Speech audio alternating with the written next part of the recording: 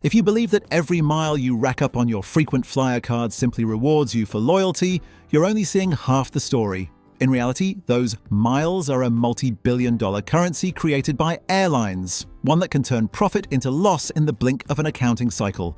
Today, I'm going to show you how airlines use, abuse, and sometimes lose money because of their frequent flyer programs, and why your points are far more valuable and far less valuable than you ever imagined.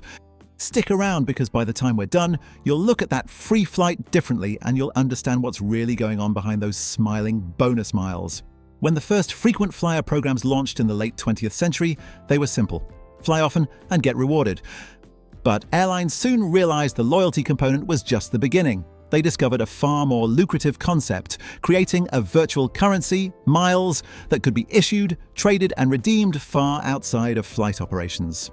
Over time, the miles you earned for flying became the same miles you could earn by using a co-branded credit card, buying hotel nights, renting a car, or even paying your utility bills. As an aviation expert, I want you to recognize this shift. The loyalty program didn't remain a marketing tool. It evolved into a financial engine, one that sometimes produces more revenue than the core airline business itself. But how exactly do airlines extract real cash from what appears to be free flights? That takes us to the engine behind the program. The core of the business model lies in one simple transaction.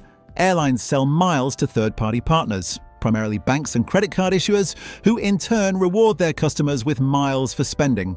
Consider this: for airlines, the cost to create a mile is typically fractions of a cent, while they can sell that mile to a bank for 2 or 3 cents or more. That margin adds up quickly. For example, one major carrier reported nearly $3 billion from mile sales in a single year.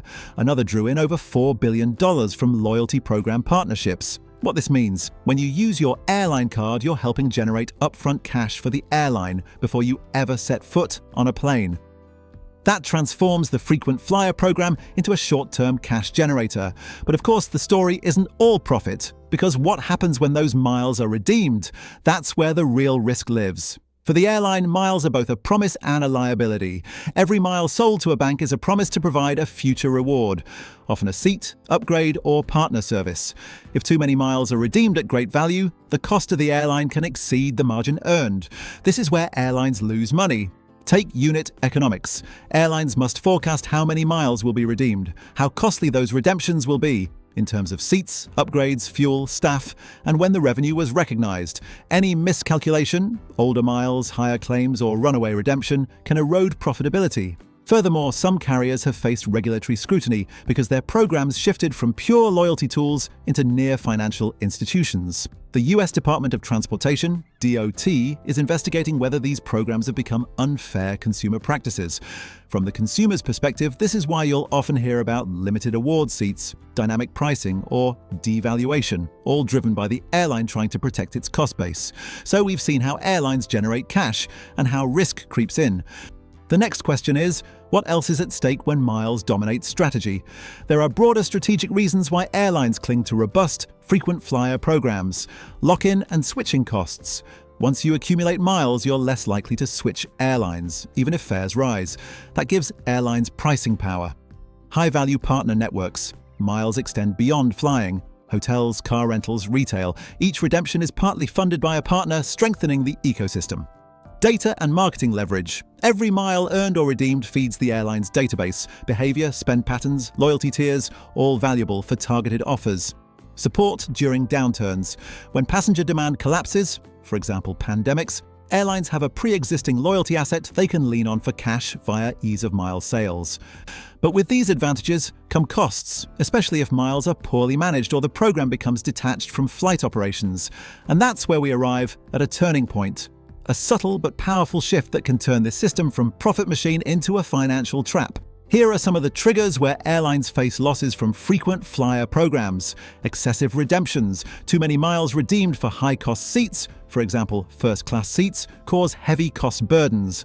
Liability accrual misjudgments. Billions of miles sit unredeemed or under-reserved. Airlines must estimate and accrue for those future costs, and misforecasting damages financials.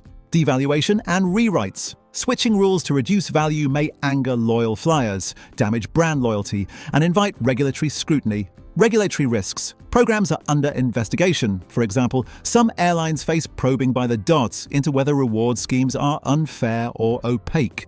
Partnership misalignment. If a partner delivers lower value or higher redemption than expected, the airline may absorb losses unexpectedly. In short, when the loyalty program is mismanaged, it isn't just a marketing tool, it becomes a liability heavy enough to drag the airline's bottom line. Let's bring this home with a real-world example: how one major airline turned passenger services into losses, but their loyalty program held the ring fence of profit.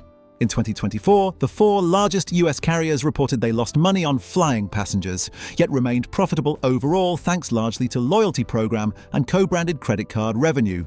For instance, one of these carriers netted billions via its credit card partner, despite high fuel costs, labor inflation, and competitive fare pressures.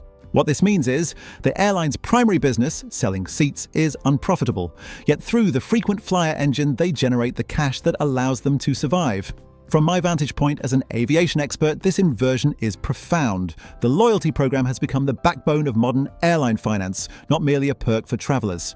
Now that you understand how miles become money and sometimes losses, let's examine what this means for you, the flyer, and how the game affects your travel decisions. Miles aren't always equal. The value you get from them depends on how the airline manages the program and how congested award seats become. Status matters, and costs. Loyal flyers often pay more, or shift choices, in pursuit of status.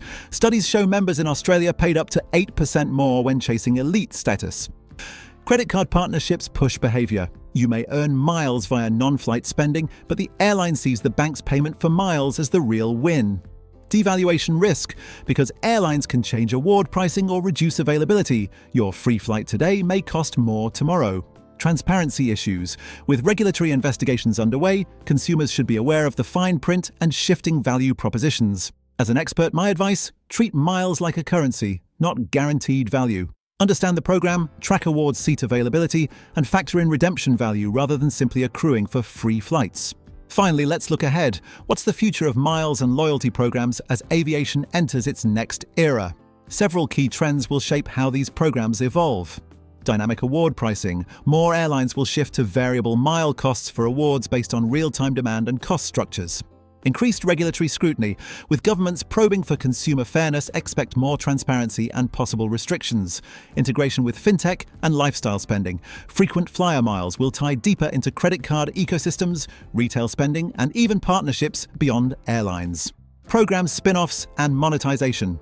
Some airlines may separate loyalty programs into independent entities, as airlines have already done, to unlock value. Potential disruption from legislation. Major credit card regulation changes could undermine the profitability of co-branded cards and thus loyalty programs. For you, the traveler, this means loyalty programs will remain powerful, but the rules of the game are evolving and your role as consumer is changing too. So there you have it. The hidden world behind the miles in your account, how airlines create value, how they sometimes lose it, and how you as a flyer are part of the system, whether you realize it or not. Next time you see your miles balance grow, remember, the airline isn't just rewarding you, they're running a sophisticated financial engine. And when that engine falters, loyalty programs can become a drag instead of a bonus. If you found this deep dive useful, hit like, subscribe, and ring that bell so you don't miss our next exploration into how airlines really operate, behind the gates, above the clouds, and beneath the radar. Because in aviation, the things you don't see often matter most.